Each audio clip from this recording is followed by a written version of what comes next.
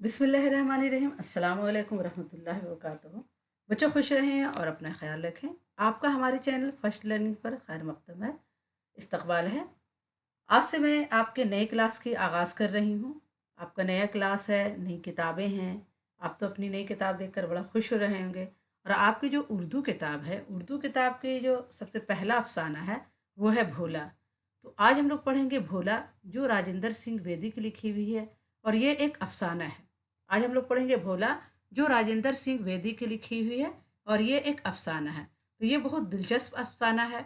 एक छोटे बच्चे की कहानी है जो खो जाता है, गुम हो जाता है। तो आइए शुरू करती हूँ।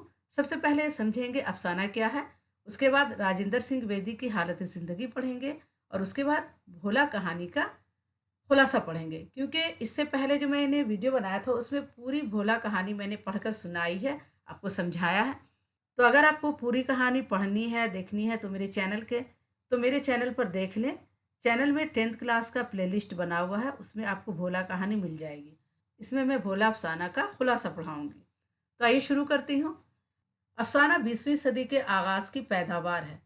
तेज़ी से बदलते हुए ज़माने का साथ देने वालों के लिए मुख्तसर अफसाना ख़ास कशिश रखता है। अफसाना क्या है? 20वीं सदी के आगाज़ का पैदावार है। 20वीं सदी के शुरुआत में अफसाना लिखा जाने लगा। और ये जो तेज़ी से बदलता हुआ ज़माना है, लोगों के पास वक्त नहीं है, इंटरनेट सोशल मीडिया का ज़माना है। तो ऐसे हालात में लोगों के पास कम कम वक्त होते हैं और इस कम वक्त में लोग नावल दास्तान सुनना पसंद नहीं करते या उनके पास सुनने का टाइम ही नहीं है। तो ये जो मुख्तसर अफसाना है आज के लोगों के लिए बहुत ख़ास कशिश रखता है। अफसाना इस कहानी को कहते हैं जिसमें ज़िंदगी की सच्चाइयों का बयान होता है। नक़ादों ने अफसाने की मुख्तलिफ तारीफ़ें बयान की है। और अफसाना इस कहानी को कहते हैं जिसमें ज़िंदगी की सच्चाइयों को बयान किया जाता है। और नक़ादों ने अफसाने के मुख्तलिफ तारीफ़ बयान की है। एक नक़ाद ने कहा है कि अफसाना ऐसी नसरी तख्लीक है जो एक ही नशस्त में पढ़ी जा सके। एक और नक़ाद का कौल है कि अफसाने में वहदत तासीर है। नक़ादों का ये भी कहना है कि अफसानों के किरदार हमारी ज़िंदगी और तजुर्बों से मुताबिकत रखते हैं। और नक़ाद क्या कहते हैं कि ये हमारी ज़िंदगी के पहलू का जो है एक सच्ची कहानी होती है। अफसाने में जो बुनियादी चीज़ होती है वे वो वहदत तासीर होती है, यानी उसमें इतनी तासीर होती है कि पढ़ने वाला कुछ देर तक सोचता रह जाए या कुछ देर तक उस पर असर करे अफसाना पढ़ने का।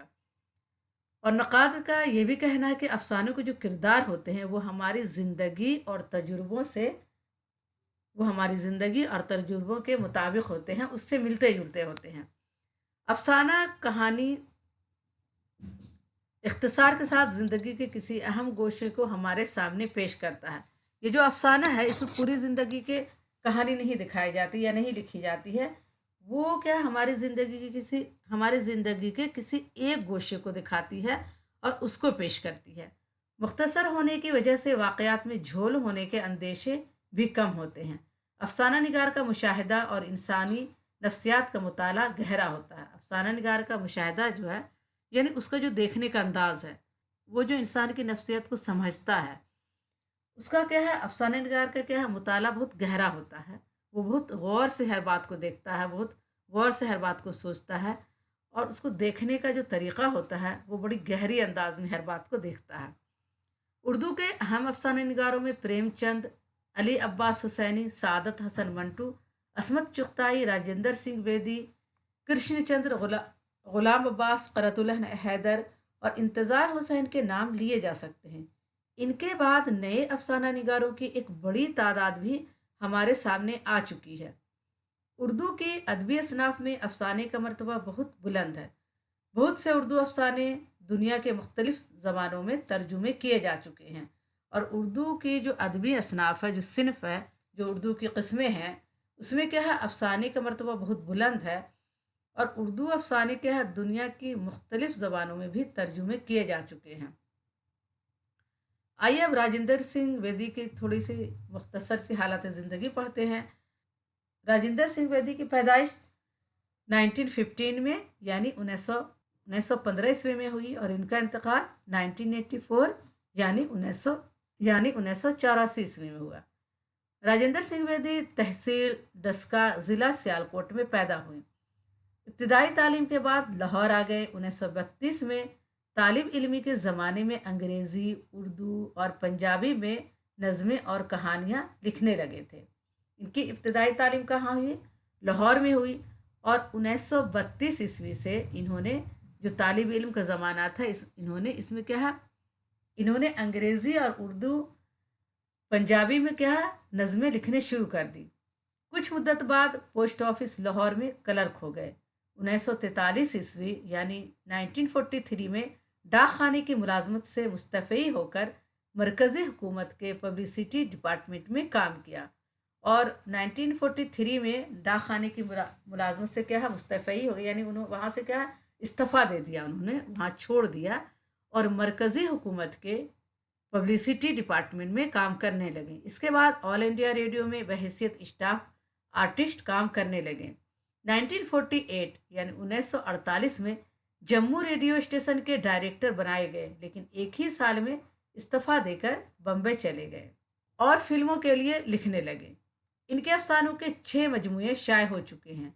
दाना बादाम 1936 में, गरहन 1942 में, आज़ादी से पहले शाये हो चुके थे।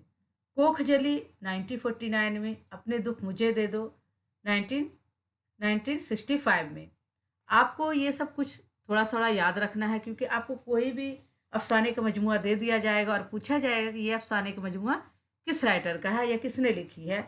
आपको 4 ऑप्शन दे दिए जाएंगे: प्रेमचंद्र, राजेंद्र सिंह बेदी, कृष्णचंद्र, सादत हसन मंटू। ये 4 ऑप्शन दे दिए जाएंगे और आपको दे दिया जाएगा अपने दुख मुझे दे दो, और पूछा जाए कि ये अफसाने का मजमुआ ये अफसाना किसकी लिखी हुई है। तो इस तरह के क्वेश्चन आते हैं। तो जब आप पढ़े रहेंगे, अच्छे से ढंग से पढ़े रहेंगे, तो आपको फ़ौरन समझ में आ जाएगा कि अपने दुख मुझे दे दो जो अफसाना है किसका है, राजेंद्र सिंह बेदी की लिखी हुई अफसाना है। तो इसीलिए कोई भी चीज़ पढ़िए तो गौर से पढ़िए और इत्मीनान से पढ़िए, समझ बूझ कर पढ़िए, ताकि आपको बाद में एग्ज़ाम के वक्त दिक्कत ना हो। अभी आपकी क्लास की शुरुआत है और आप अहद कर लें कि आप शुरू से ही अच्छी तैयारी करेंगे और अच्छे से पढ़ेंगे, ताकि आपको बाद में आखिरी में जब एग्ज़ाम का वक्त हो तो उसमें परेशानी नहीं हो। आपको एक एक हिस्सा करके पढ़ना है। जैसे आपके फर्स्ट टर्मिनल एग्ज़ाम होंगे तो उसके लिए पूरी अच्छी तरह से तैयारी कर लें। तो इससे क्या होगा कि आपको हर एग्ज़ाम में पढ़ने में बड़ी आसानी होगी और फाइनल में तो और भी आसानी होगी। आप एक एक पार्ट करके अच्छी तरह से पढ़ें। जैसे अब आपकी क्लास शुरू हो चुकी है, तो आप अपने क्लास का हर चैप्टर को, जो मैथ हो, इंग्लिश हो, हिंदी हो, उर्दू हो, सबके एक एक चैप्टर पढ़ना शुरू कर दें और अच्छी तरह से पढ़ें और समझ कर पढ़ें। हाथ हमारे कलम हुए 1974 में और मुक्ति बोध 1982 में। आज़ादी के बाद मंजर आम पर आए। ड्रामों के 2 मजमूए बेजान चीज़ें 1943 में और 7 खेल 1946 शाये हुए। राजेंद्र सिंह बेदी का नावलेट एक चादर मैली सी 1962 इनकी तसारीफ में सबसे ज़्यादा मशहूर है। और आपको ये भी बता दें कि राजेंद्र सिंह बेदी ने सिर्फ एक नावल लिखे हैं जिसका नाम है एक चादर मैली सी। तो इनकी जो एक चादर मैली सी सिर्फ एक नावल है जो बहुत ज़्यादा मशहूर है। राजेंद्र सिंह बेदी ने कुछ फिल्में भी बनाई जिनमें दस्तक खासी मशहूर हुई। मिर्ज़ा गालिब, देवदास, मधुमती और अनुराधा में बेदी के मुकालमे बहुत मशहूर हुए। और ये सब जो फिल्म है, इस सब में क्या है, राजेंद्र सिंह बेदी ने मुकालमे लिखे हैं, यानी डायलॉग लिखे हैं। बच्चों, उम्मीद है यहाँ तक आपको समझ में आ गया होगा। अगर आपको हमारा पढ़ाया हुआ समझ में आए तो हमें कमेंट बॉक्स में ज़रूर लिखें। बेदी के अफसानों में एक हमदर्द इंसान की नरमी और दर्दमंदी है। वो हर चीज़ को गहरी नज़र से देखते हैं। बेदी ने अपने अफसानों में नई तशबीहें, नए इस्तारे और नए किनाए वज़ा किए। आइए पढ़ते हैं भोला अफसाना का खुलासा। बच्चों, इस मौजू पर आगे बढ़ने से पहले मैं आपसे गुजारिश करूंगी कि आपने अगर हमारे चैनल को अभी तक सब्सक्राइब नहीं किया तो प्लीज़ सब्सक्राइब करें और ये वीडियो ज़्यादा से ज़्यादा अपने दोस्तों को शेयर करें। और एक लाइक तो बनता है, तो प्लीज़ लाइक तो अभी कर दें। मैं पढ़ा रही हूँ और आप लाइक कर दें। इससे क्या होगा कि हमारी हौसला अफजाई होगी। मैं आपके लिए वीडियो, अच्छे से अच्छा वीडियो लेकर आऊँगी और कोशिश करूँगी कि आपको अच्छे से अच्छा पढ़ाऊँ। मैं हर हफ्ते क्लास 10th के एक वीडियो अपलोड करूँगी, एक कहानी या एक अफसाना, और आपको पूरी किताब एक एक करके सारे चैप्टर पढ़ाऊँगी। तो आइए शुरू करती हूँ खुलासा। राजेंद्र सिंह बेदी का अफसाना भोला एक मासूम बच्चे की कहानी है। इस कहानी में छोटे छोटे वाकयात हैं जो भोला के दादाजी ने बयान की हैं। इस अफसाने में एक छोटे बच्चे की मासूमियत, इसके दिल की नरमी और दर्दमंदी को बेदी ने खूबसूरत ढंग से पेश किया है। एक छोटे बच्चे का दिल कैसा होता है, बड़ा मासूम होता है, साफ सा होता है। तो एक छोटे बच्चे की कहानी जो राजेंद्र सिंह बेदी ने पेश किया है, बड़े खूबसूरत अंदाज में पेश किया है। एक छोटे बच्चे के दिल जो होते हैं बड़े मासूम होते हैं, और उसके दिल में क्या है, बड़ी नरमी होती है, दर्दमंदी होती है। 2 दिन के बाद राखी का त्यौहार था और भोला का मामा अपनी बेवा बहन से राखी बंधवाने के लिए आने वाला था। क्योंकि क्योंकि भोला का बाप नहीं था, उसकी माँ क्या थी, बेवा थी। और भोला की माँ इसके लिए दूध से मक्खन निकालकर एक कुजे में जमा कर रही थी। कुजा कहते हैं मिट्टी के प्याले को, जो छोटा सा मिट्टी का प्याला होता है। और ऐसा इस वक्त करती थी जब इसका कोई अजीज आने वाला हो। भोला के दादाजी अपनी बहू बेवा से कहते थे कि वो अच्छे कपड़े और जेवर पहने, हंसे खेले, लेकिन बहू को हर वक्त समाज का ख्याल रहता था। इसलिए इसने तमाम अच्छे कपड़े और जेवर एक संदूक में रख कर ताला लगा दिया था और इसकी चाबी जौहड़ में फेंक दी थी। कहा जाता है कि जो बेवा औरत होती है वो अच्छे कपड़े नहीं पहनती है, बनाव श्रृंगार नहीं करती है। तो जो भोला की माँ थी वो बेवा थी और बहुत सादा रहती थी। तो भोला के दादाजी अपने बहू से कहते थे, यानी भोला की माँ से कहते थे कि बहू, तू अच्छे कपड़ा पहना कर, अच्छे जेवर पहना कर और हंसा कर, हंस खेल कर रहे, क्योंकि तू मेरी बहू है और मैं तुझे बहुत चाहता हूँ। तू समाज का डर मत कर। और बहू क्या है, समाज से डरती थी कि जब हम अच्छे कपड़े पहनेंगे तो लोग क्या कहेंगे कि एक बेवा है और अच्छे कपड़े पहनती है, जेवर पहनती है। इसलिए वो उसने क्या किया था कि अपने सारे अच्छे कपड़े और जेवर को क्या है, संदूक में रख दिया था और उसकी चाबी क्या है, जौहड़ में फेंक दिया था। जौहड़ कहते हैं तालाब को, नदी को। भोला को कहानियां सुनने का बहुत शौक था। वो रात को सोते वक्त दादाजी से कहानी सुनता था। हमेशा की तरह भोला ने दादाजी से कहानी सुनाने की फरमाइश की, मगर दादाजी इस रोज बहुत थके हुए थे। दादाजी सो गए। सुबह जब जागे तो उन्हें ख्याल आया कि उन्होंने भोला से वादा किया था कि वो दोपहर को कहानी सुनाएंगे। भोला बेचैनी से दोपहर का इंतजार कर रहा था। कहानी सुनने के लिए इसने वक्त से पहले ही खाना निकलवाया।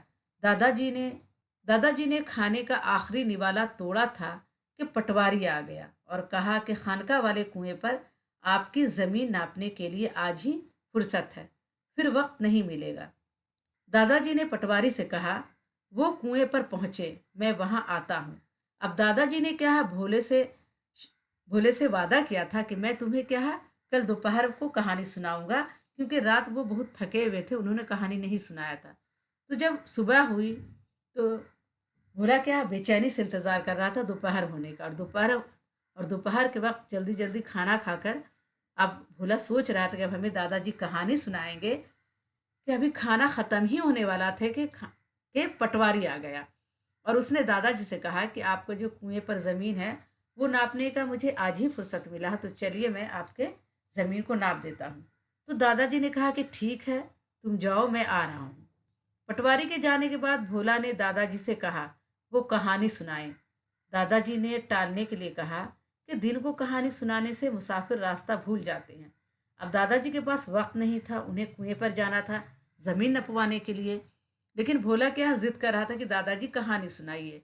तो दादाजी ने क्या कहा, उसे टालने के लिए कहा कि अरे, दिन में कहानी सुनाने से क्या होता है, मुसाफिर रास्ता भूल जाता है। भोला को इस बात पर यकीन नहीं आया और वो दादाजी से कहानी सुनाने के लिए इसरार करने लगा। दादाजी ने फिर टालने के लिए कहा, मैं कहानी सुनाता हूँ और अब कोई मुसाफिर रास्ता भूलेगा तो इसके जिम्मेदार तुम हो गए। इतना कहकर दादा ने 7 शहजादों और 7 शहजादियों की लंबी कहानी सुनाई ताकि भोला खुश हो जाए। अब दादाजी ने तो टालने के लिए कहा, लेकिन भोला नहीं मान रहा था। तो दादाजी ने कहा कि ठीक है, मैं तो तुम्हें कहानी सुनाऊंगा, लेकिन अब अगर कोई मुसाफिर रास्ता भूलेगा तो इसके जिम्मेदार तुम होगे। और दादाजी ने भोला को खुश करने के लिए उसे क्या 7 शहजादों और 7 शहजादियों की लंबी कहानी सुनाई। भोला कहानी सुनने के बाद पहले की तरह खुश नहीं हुआ, बल्कि इसके चेहरे पर अफसरदगी थी और वो कुछ कांप भी रहा था। भोला के मामू को सुबह पहुंचना था, मगर शाम तक मामू जी घर नहीं पहुंचे, तो वो घर के दरवाजे पर बैठकर इनका इंतजार करने लगा। अब घो अब भोला ने कहानी तो सुन लिया, लेकिन उसका चेहरा क्या उदास था और वो कुछ काँप भी रहा था। वो सोच रहा था कि अरे मैंने कहानी तो सुन लिया, लेकिन मेरे मामू आने वाले थे, सुबह को ही आने वाले थे, शाम हो गई, वो घर नहीं पहुंचे हैं। तो वो दिल में डरने लगा कि ऐसा तो नहीं कि हमारे मामू रास्ता भूल गए हैं। और वो क्या घर के दरवाजे पे बैठकर उनका इंतजार करने लगा। रात होने वाली थी, तो दादा भोला को दरवाजे से उठाकर घर में ले आए और भोला बिस्तर पर लेट गया। कुछ देर बाद दादाजी की आंख खुली, तो उन्होंने देखा कि कमरे में अंधेरा है, बत्ती भी दीवार पर नहीं है और भोला भी बिस्तर पर नहीं है। दादाजी घबराकर चिल्लाए, माया, हम लुट गए, भोला कहीं नहीं है। अब दादाजी क्या, उसे दरवाजे पर से उठाकर ले आए और बिस्तर पर लिटा दिया और बोला कि सो जाओ तुम। दादा ने कहा कि तुम सो जाओ, और वो भी सो गए। दादाजी सो गए। लेकिन आधी रात के वक्त जब लेकिन आधी रात के वक्त जब दादाजी की आंख खुली, तो देखा कि बिस्तर पर भोला नहीं है और बत्ती भी दीवार पर टंगा हुआ नहीं है, अंधेरा है। तो दादाजी क्या, घबरा गए। उन्होंने घर के चारों तरफ देखा, तो भोला कहीं नहीं मिला और दादाजी क्या, घबरा गए और चिल्लाए कि माया, हम लुट गए। माया किसका नाम था? भोला की माँ का नाम था माया।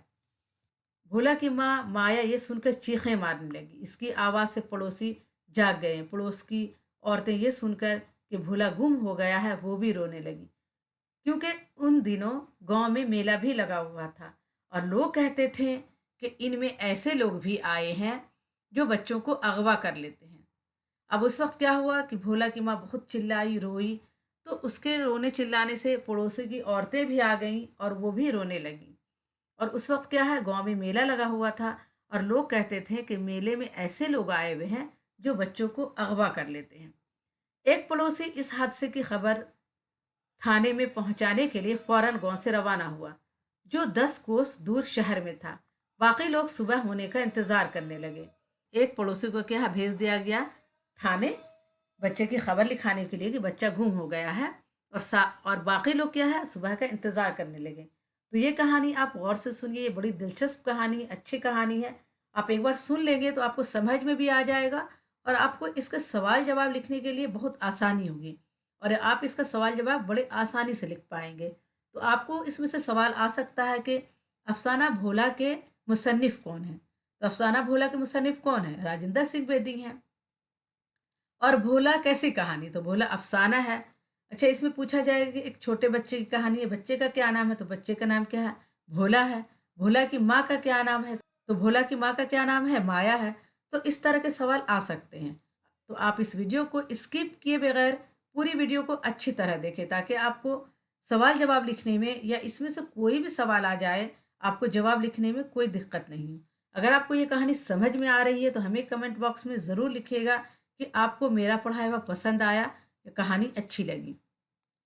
थोड़ी देर बाद घर का दरवाज़ा खुला और भोला का मामू घर में दाखिल हुआ। इसके सर पर मिठाई की टोकरियां और हाथ में बत्ती थी और गोद में भोला था। तमाम पड़ोसी ये देखकर खुश हो गए। भोला के मामू ने बताया कि किसी काम की वजह से देर हो गई थी। रात के अंधेरे में मैं रास्ता भूल गया। यकायक एक जानिब से रोशनी आती दिखाई दी। वो इस जानिब बढ़ा, देखा भोला झाड़ियों में उलझा हुआ था। इसके हाथ में बत्ती है। मैंने इससे पूछा, तुम इस वक्त क्यों आए थे? भोला ने जवाब दिया, बाबा जी ने आज दोपहर कहानी सुनाई थी और कहा था कि दिन के वक्त कहानी सुनाने से मुसाफिर रास्ता भूल जाते हैं। तुम देर तक ना आए तो मैंने यही जाना कि तुम रास्ता भूल गए होगे, और बाबा ने कहा था कि अगर कोई मुसाफिर रास्ता भूल गया तो तुम जिम्मेदार होगे। अब भोला क्या है, आधी रात को लैंटर्न लेकर अपने मामू को ढूंढने निकल गया और घर में सब लोग परेशान हो रहे थे।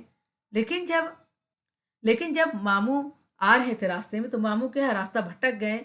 और जब गली की तरफ से, जंगल की तरफ से आ रहे थे, तो उन्होंने देखा कि एक बच्चा हाथ में लैंटर्न लिए आ रहा। तो उन्होंने देखा कि अरे ये तो भोला है। तो पूछा भोला से कि तुम क्यों रास्ते में हो, क्यों आए हो? तो भोला ने बताया कि आज दोपहर को मैंने कहानी सुनी थी और दादाजी ने बताया था कि दोपहर को कहानी सुनने से मुसाफिर रास्ता भूल जाते हैं।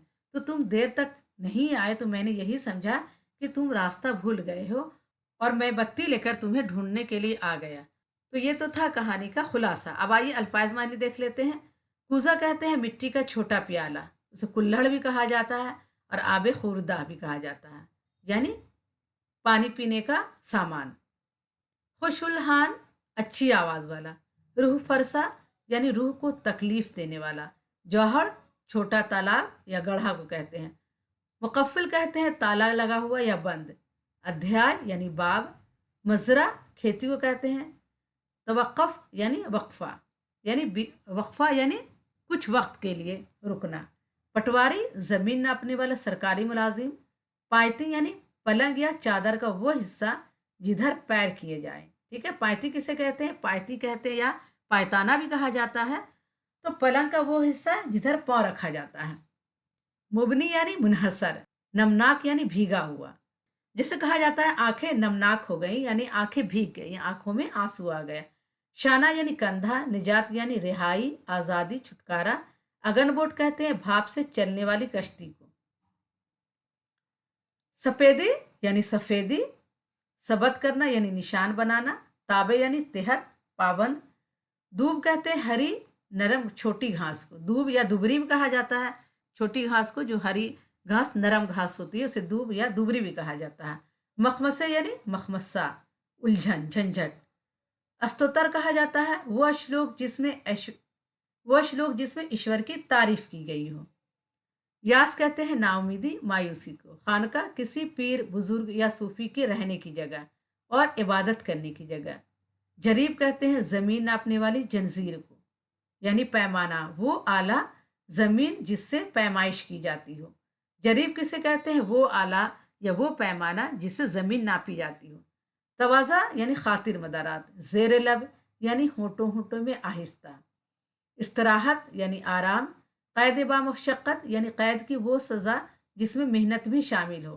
कैद की जब सज़ा कैद की जब सज़ा दी जाती है तो कैद बामुशक्क़त कहा जाता है। तो इसका मतलब ये है कि कैद में उसे काम भी करना है, मेहनत भी करना है। दलहीज कहते हैं चौखट को। सुहागवती यानी सुहागन जिसका शौहर जिंदा हो। नाम रोशन करना यानी शहरत होना, मशहूर होना। मुतफक्कराना मुतफक्कराना यानी गौर व फिक्र करना, सोचना। फर्त मुसरत यानी खुशी की ज्यादती। रिक़त यानी रोने की कैफियत, रूहानसा हो जाना। गलबा यानी फतह, कामयाबी, बरतरी। और अख्तर शुमारी कहते हैं सितारे गिनने को। अख्तर माने होता सितारा, शुमारी माने गिनना। शक होना, फटना। शक माने होता फटना, फटना, टुकड़े टुकड़े होना। पथराई आंख यानी बेहसो हर बेहसो हरकत या ठहरी हुई आंख, यानी आंख हिल नहीं रही हो, गम में क्या रुक गई हो, बेहसो हरकत हो गई हो। खाना खराब यानी जिसका घर बर्बाद हो जाए। शशद यानी हैरान, हैरत ज़दा। मन्नत माना यानी नजर मानना, मुराद पूरी करने पर इबादत करने या सदका देने की नियत करना। इंसान क्या है? मिन्नत मांगता है, खुदा से दुआ करता है कि मेरी ये मुराद पूरी हो जाएगी तो मैं सदका करूँगा या इबादत करूँगा। आइए अब देखते हैं मशक़ी सवाल व जवाब। सवाल नंबर 1 है, भोला गीता शौक से क्यों सुनता था? भोला गीता महज इस वजह से सुनता था कि वो कहानियों का शौकीन था और गीता के अध्याय के आखिर में महात्म सुनकर वो बहुत खुश होता था। गीता के आखिरी में जो अध्याय होता था उसमें कहानी होती थी छोटी छोटी, उसे सुनकर वो बड़ा खुश होता था। सवाल 2 है, दोपहर में कहानी सुनने के बावजूद भोला के चेहरे पर खुशी क्यों नहीं नजर आ रही थी? तो जवाब लिखेंगे, दादाजी ने दोपहर को कहानी सुनाने से पहले कहा कि दिन के वक्त कहानी सुनाने से मुसाफिर रास्ता भूल जाते हैं। भोला को अंदेशा था कि कहीं इसके मामू रास्ता ना भूल जाएं। भोला ने दोपहर में कहानी तो सुन लिया था, लेकिन इस बात को उसे डर लगा हुआ था क्योंकि उसके मामू आने वाले थे और उसे डर लगा हुआ था कि कहीं मेरे मामू रास्ता ना भूल जाएं। सवाल 3 है, औरत का दिल मोहब्बत का समुंदर होता है, मुसन्निफ ने ये बात क्यों कही है? तो जवाब लिखेंगे, क्योंकि औरत माँ, बाप, बहन, भाई, खाविंद, बच्चे सबसे बहुत प्यार करती है और इतना करने पर भी वो प्यार ख़त्म नहीं होता। एक दिल के होते हुए भी वो सबको अपना दिल देती है। औरत क्या है? माँ है, और माँ को क्या है? माँ को अपने बच्चों से बहुत मोहब्बत होती है और वो सबसे बहुत प्यार करते हैं। अपने भाई, बहन, शौहर, सास, ससुर है, सबसे वो बहुत प्यार करती। एक दिल होते हुए वो सबको अपना दिल देती है। तो राजेंद्र सिंह बेदी कहते हैं कि औरत का दिल क्या है?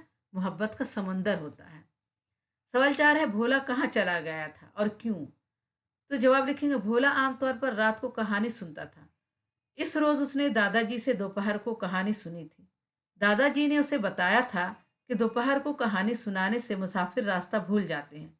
जब भोला के मामा जी रात होने तक घर नहीं आए, तो वो आधी रात को घर की बत्ती लेकर परसपुर से आने वाली सड़क पर चला गया कि रात की तारीकी में उसके मामा जी रास्ता ना भूल जाएं। भोला ने दोपहर को कहानी सुनी थी और इसे इस बात का डर था कि दादाजी ने उसे बताया था कि दोपहर को कहानी सुनने से क्या है, मुसाफिर रास्ता भूल जाते हैं।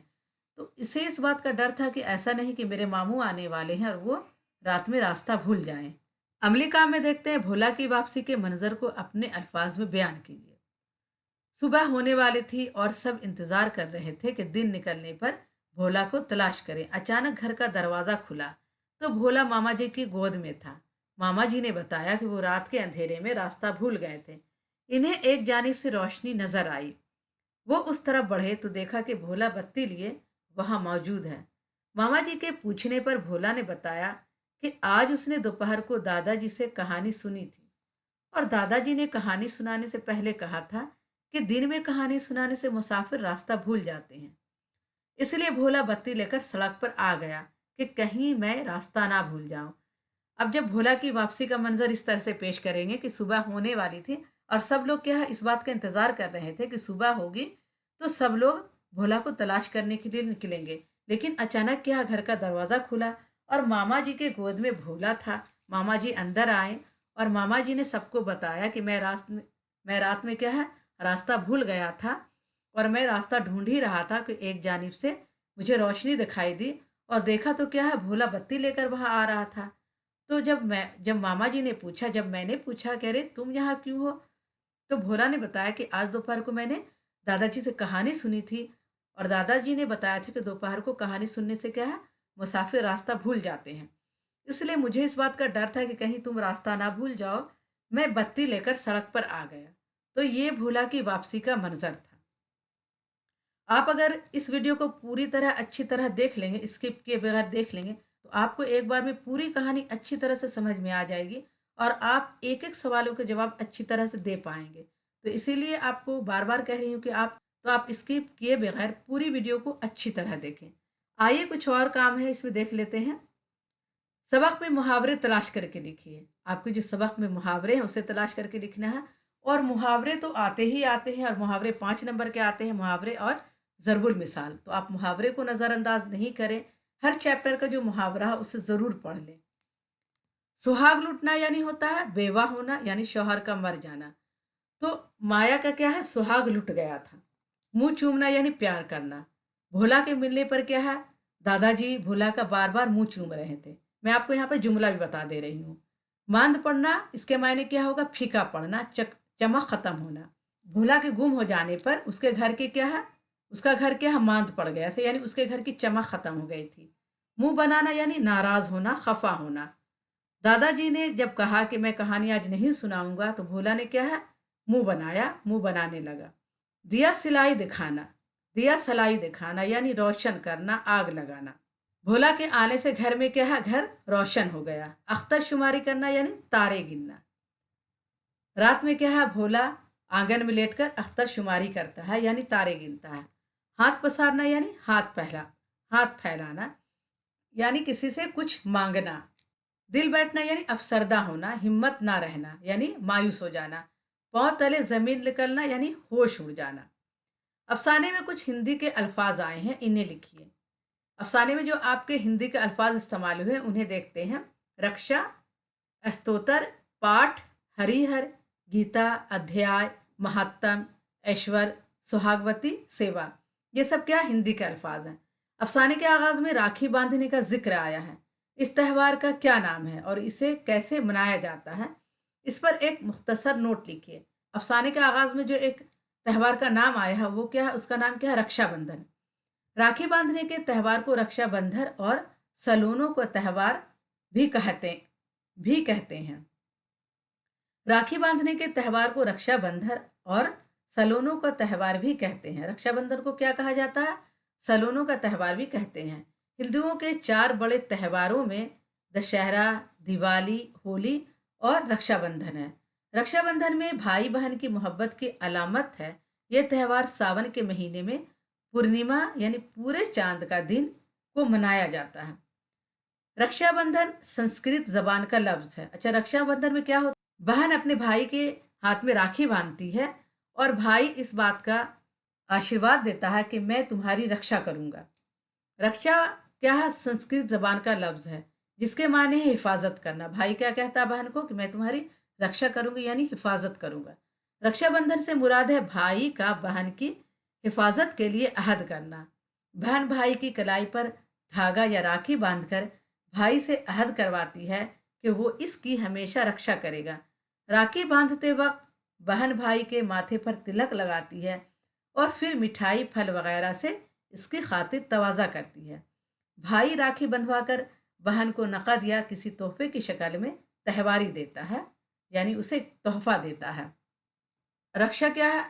रक्षा क्या है? संस्कृत जबान का लफ्ज है और इसके मायने क्या है? हिफाजत करना, रक्षा करना। बहन क्या है? भाई को राखी बांधती है और भाई क्या अहद करता है कि मैं तुम्हारी हिफाजत करूंगा। और बहन क्या है? भाई के माथे पर तिलक लगाती है, मिठाई खिलाती है और भाई इसके बदले में क्या है? उसे नकद इनाम देता है, रुपये देता है या तोहफा देता है। तो ये तो आज की कहानी थी भोला, और इसका मैंने आपको खुलासा भी पढ़ाया और अल्फाज मैंने भी कराए हैं और सवाल जवाब भी कराए हैं और बहुत सारी बातें इसकी बताई है मैंने। तो आपसे गुजारिश है कि आप इस वीडियो को स्किप किए बगैर पूरी वीडियो को देखें ताकि आपको पूरी सब समझ में आ जाए। और ये वीडियो सिर्फ उन बच्चों को मिलेगी जो हमारे मेंबरशिप से जुड़े रहेंगे, जो हमारे चैनल का मेंबरशिप लेंगे। ये वीडियो उनके लिए है और ये वीडियो सिर्फ मेंबरशिप बच्चों के लिए अपलोड होगी। तो आपसे गुजारिश है कि आप आज ही हमारे चैनल का मेंबरशिप लें, ज्वाइन बटन लें। ज्वाइन बटन सिर्फ 89 रुपीज़ के हैं, तो आप 89 रुपीज़ का ज्वाइन बटन लें और उर्दू की पूरी क्लास खूब अच्छी तरह करें। साल भर में पढ़ाऊंगी आपको। सिर्फ आपको कह रही हूँ कि 89 रुपीज़ का ज्वाइन बटन लें और मैं हर हफ्ते एक वीडियो अपलोड करूंगी और आप अच्छे तरह से इस वीडियो को देखिए, समझिए और खूब आसानी से उर्दू को लिखिए और पढ़िए। और इस वीडियो को ज़्यादा से ज़्यादा अपने दोस्तों को शेयर कीजिए ताकि हमारी वीडियो की भी व्यूज़ बढ़े और ज़्यादा से ज़्यादा इस वीडियो से बच्चे फ़ायदा हासिल कर सकें। तो आज के लिए इतना ही काफ़ी है। अल्लाह हाफिज़।